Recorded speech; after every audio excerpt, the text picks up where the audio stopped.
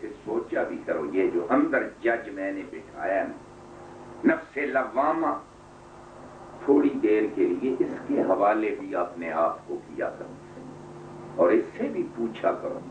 یہ انشاءاللہ بعد میں کیسٹ آپ سنیں گے نا جی، تنہائی میں کہیں بیٹھ کر غور سے تو جو اشارے کر رہا ہوں یہ مزید آپ پر وضاحت ہوگی، ابھی نئی نئی بات ہے آپ کے. فرمایا کہ اس کو، اس نفس لوامہ کو استعمال کر سونے سے پہلے، چارپائی پر لیٹنے سے پہلے اس ملامت کرنے والے نفس کی بات سنا کر کہ یہ کیا کہتا، یہاں سے تمہیں زندگی ملے کہ آج کیا کیا سارا دن. یہ کہتا ہے کہ آج دن کیسے تم نے گزارا. ریکارڈ پر کوئی بھی خدا کا حصہ نہیں، سب نفس کا حصہ ہے، سب اس زندگی کا حصہ ہے. آخرت کا کوئی حصہ بھی ریکارڈ پر نہیں ہے کہ کوئی تھوڑا سا منٹ 2 منٹ ہی نماز ہی ہوتی لکھی ہوئی کہ وہاں میں نے اللہ کے سامنے سجدہ کرنا ہے. کم از کم اتنا ہو. فرمایا یہ بھی نہیں. تو نفس لوامہ اس حساب سے پروردگار عالم نے فرمایا کہ اس کی ہم تصدیق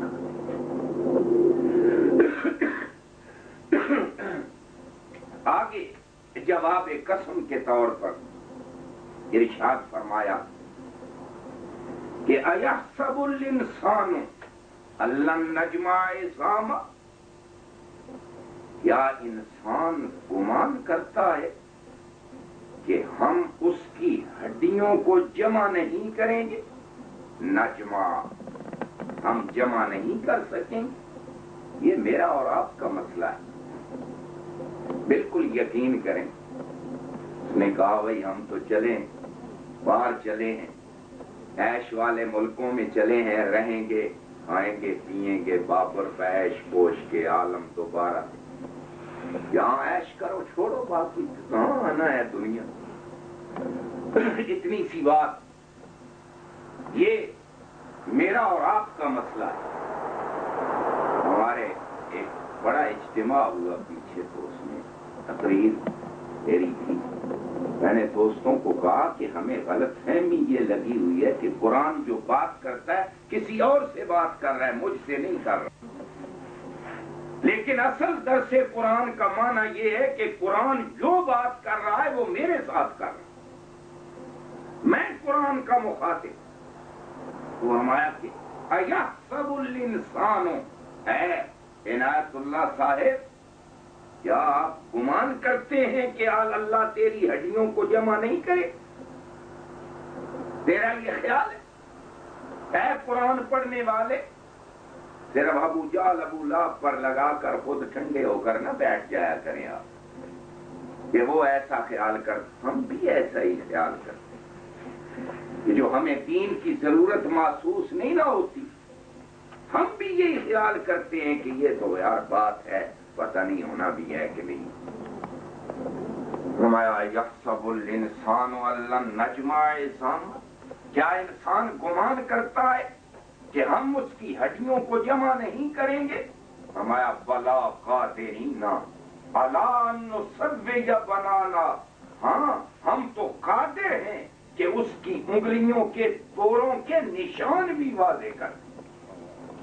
اس کی انگلیاں ہیں، اس کے اوپر جو پوریں بنی ہوئی ہیں، اس کے نشانات کو بھی ہم واضح کر دیں گے جب اس کو زندہ کریں. تو بندہ آیا،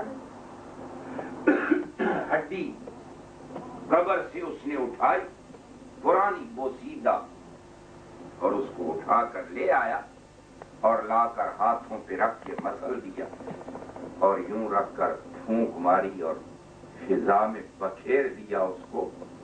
تو قرآن مجید کے الفاظ ہیں کہ کہا قال من یحیی العظام وہی رمیم، اس نے کہا کون زندہ کرے گا ان ہڈیوں کو جبکہ وہ بکھر کر فضا میں پھیل، کون زندہ؟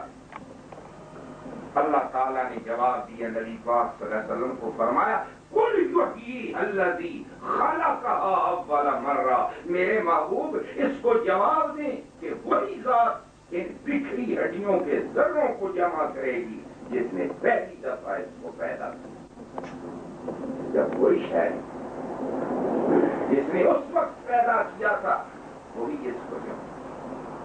اب جناب یہ ارشاد فرمایا کہ ہم تو قادر ہیں کہ اس کی انگلیوں کے پوروں کے نشان بھی واضح ہیں۔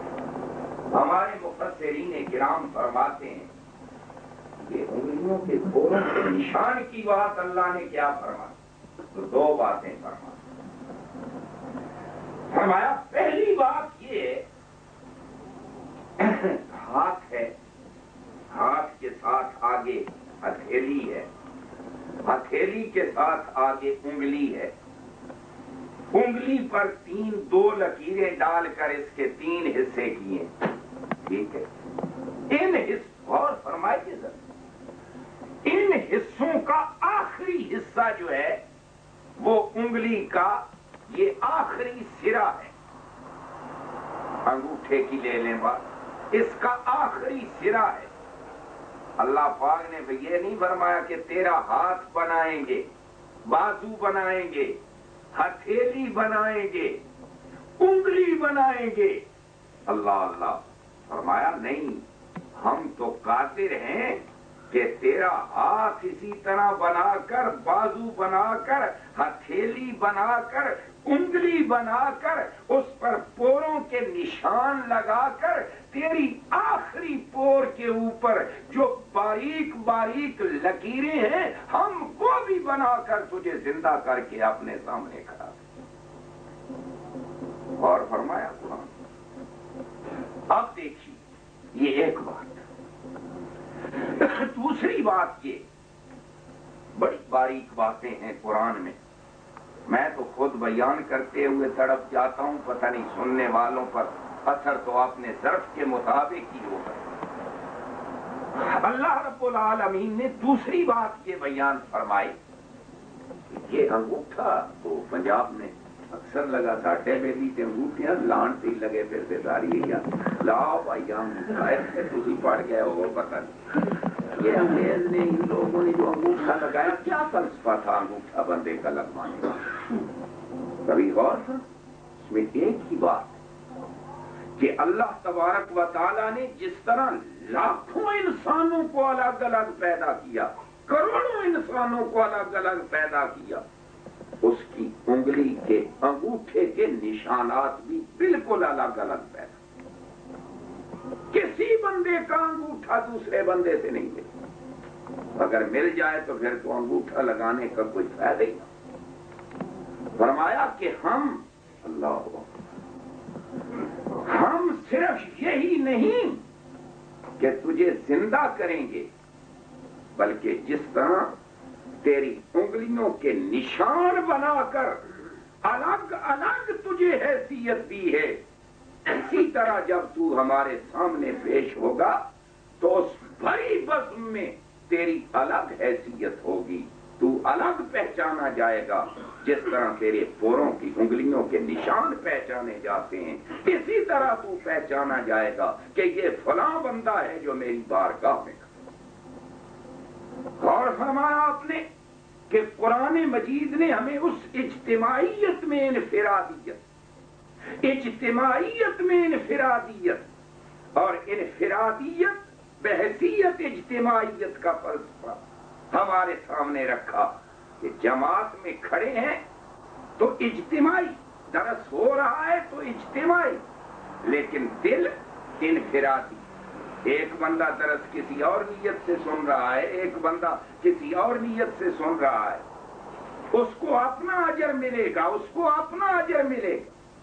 نماز پڑھ رہا ہے ایک بندہ اور نیت سے پڑھ رہا ہے، ایک اور نیت سے پڑھ رہا ہے، فرمایا کہ حشر کے میدان میں اجتماعیت بھی ہوگی اور انفرادیت بھی ہوگی. جیسے اللہ کے سامنے کھڑا ہوگا تو مجمع بھی ہوگا انسانوں کا، اور اس مجمع کے اندر ایک ایک فرد کا اپنا حساب بھی ہوگا، جیسے اس کی انگلیوں کے نشان نمایاں ہیں. وَلَقَدْ جِئْتُمُونَا فُرَادَىٰ كَمَا خَلَقْنَاكُمْ أَوَّلَ مَرَّةٍ. تم ہمارے پاس اکیلے اکیلے آؤ جیسا کہ ہم نے تم کو پہلی مرتبہ اکیلا پیدا کیا تھا. فرمایا اسی طرح آؤ. یہ قرآن پاک نے یہ دوسری بات ارشاد کی. اللہ اکبر. فرمایا کہ یہ قیامت کو پھر انسان مانتا کیوں نہیں، اس سے انکاری کیوں ہے؟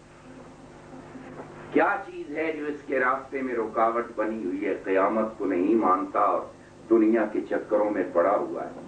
بل یرید الانسان لیفجر امامہ. انسان تو آگے آگے گناہوں میں بڑھنا چاہتا ہے، اور گناہ اور گناہ اور سرکشی. خدا ڈھیل دیتا ہے. کبھی جھونپڑی بھی نہیں تھی تو جناب وہاں بھی سکون سے سوتا تھا. اب کوٹھی کنال کی بنا لی ہے تو اس میں بھی نیند نہیں آتی. لیفجر امامہ، آگے بڑھتا. کوئی حد بھی ہے آخر احترام آدمیت. نے کہا کہیں ٹھہرو گے؟ کوئی مقام ہے جہاں تم رکو گے؟ یہ بات تمہاری سمجھ میں نہیں آتی. موت آئے گی نا پھر رکے گئے. اس وقت کہے گا. فرمایا وَلَا إِلَىٰ أَهْلِهِمْ. سورہ یاسین میں فرمایا وَلَا إِلَىٰ أَهْلِهِمْ يَرْجِعُونَ. بندے سفر پہ لوٹتے ہیں. کوئی جاتا ہے کویت میں، کوئی جاتا ہے دبئی میں، کوئی جاتا ہے قطر میں، کوئی جاتا ہے لندن یورپ میں جاتا ہے، ناروے جاتا ہے، سویڈن ڈنمارک جاتا ہے. فرمایا جتنے سفروں پہ جاتے ہیں لوٹ آتے ہیں. پر او انسان میرے قرآن میں غور کر، تجھے ایک سفر پیش آنے والا ہے. جب تو روانہ ہو جائے گا وَلَا إِلَىٰ أَهْلِهِمْ يَرْجِعُونَ، پھر لوٹ کر کبھی نہیں. وہ ایسا سفر ہو وہاں سے واپسی نہیں ہو. اور ہمیں دراصل قیامت کی جو بات ہے وہ اس حوالے سے ہے تیرے ساتھ کہ وہ ایک حقیقت. اس حقیقت کو سمجھتے ہوئے یہ جو آگے آگے بڑھنا گناہ میں تو نے شروع کی لیفجر امامہ، اس کو چھوڑ. گناہ کی تو کوئی حد نہیں، ہوس کی کوئی حد ہے؟ یعنی ہمارے ہاں آپ دیکھ لیجئے یہ سیکس کے مسئلے پر آپ یہاں آ کر بالکل ختم ہو گیا مسئلہ. مسلمان کے لیے ویسے ختم ہو گیا اور بے دین کے لیے ویسے ختم ہو گیا. کوئی انتہا نہیں ہے. اس سے آگے کیا کرے انسان؟ اسی طرح ہوس زر کی بھی کوئی انتہا نہیں.